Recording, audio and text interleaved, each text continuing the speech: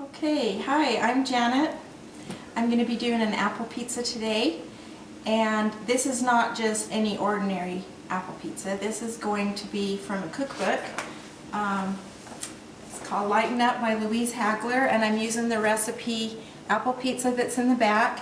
And these recipes are tasty, low-fat, low-calorie, vegetarian cuisine recipes. So that's what I'll be doing today. And first I'm going to make the crust, and I have a bowl. Here's all the ingredients right here that I'll be using. So the easy fun thing is we're just going to put everything in the bowl. And by the way, I do have a little website called NutriBuff, so I call this NutriBuff Cooking. And first of all, we're going to get 1 1/3 cup of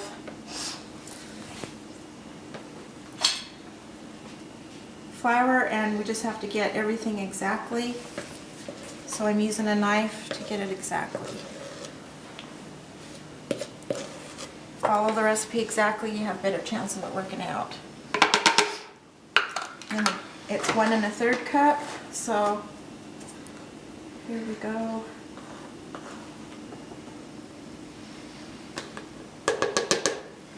And 1/3 cup of that. And we have a 1/4 cup of raw sugar. I like to use raw organic sugar, and I just bought this in bulk and put it in a can. This is what it looks like. It's an amber color. It does not have all the minerals taken out. It has not been refined to the point of being a kind of like a narcotic or something. So this is good stuff. Because it hasn't been processed a lot, sometimes it clumps up, so you just break it up a little. And I'm just going to take a 1/4 cup of this, and this is the first processing. So this is healthy stuff.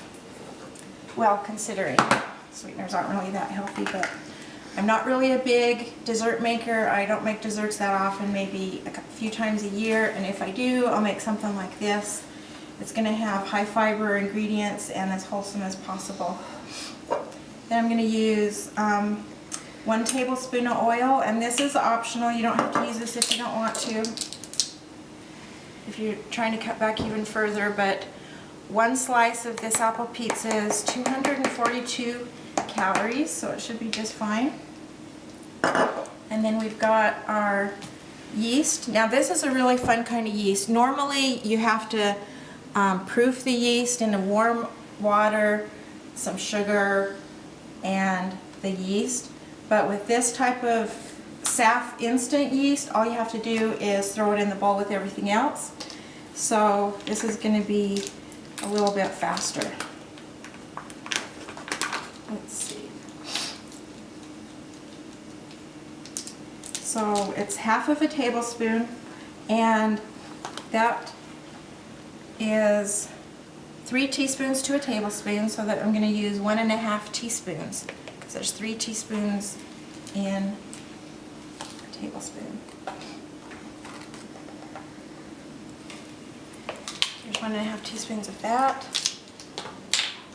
And I think, oh, and then I've got some warm water to help it rise.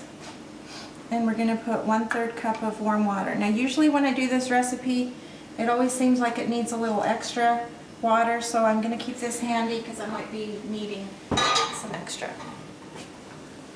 Okay, then we're going to mix this up. And there's a little bit of salt. We're just going to put a 1/4 teaspoon of salt. Some people don't even like salt at all.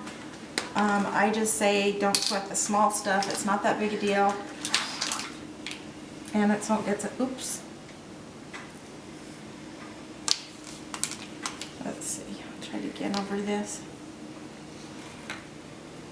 There we go.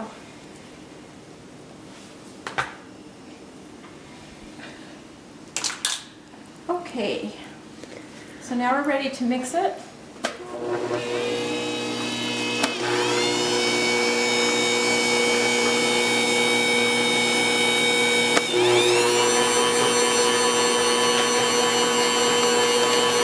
This on just in case.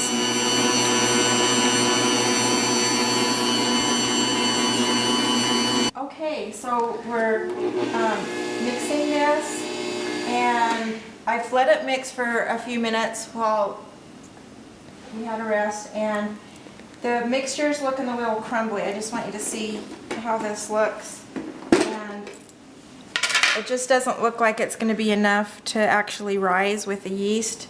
So I'm going to add a fourth of a cup of water and see how that works before I put it in, before I let it rise.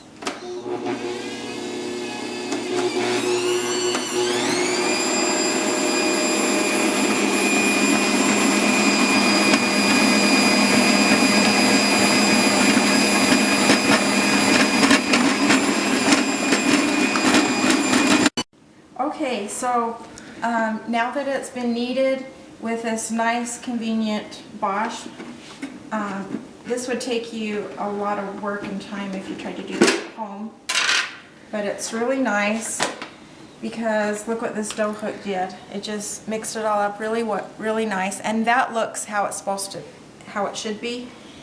And so I'm going to put it in an oiled bowl, and we're in the middle of winter here. The house is a little cold. We want it to rise fast, so I'm going to put this in the oven. I've just put the oven on 200, then I turned it off, so the oven's warm, the house is cold. It's not really that cold, but just a little.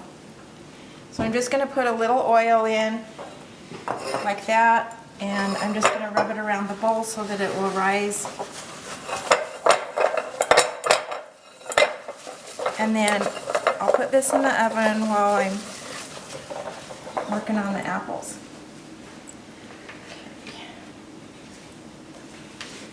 And this makes a really nice dough. I'm going to cover it with this just to help it so it doesn't get dried out. That's usually nice when you're letting dough raise. And I'll stick it in this warm oven.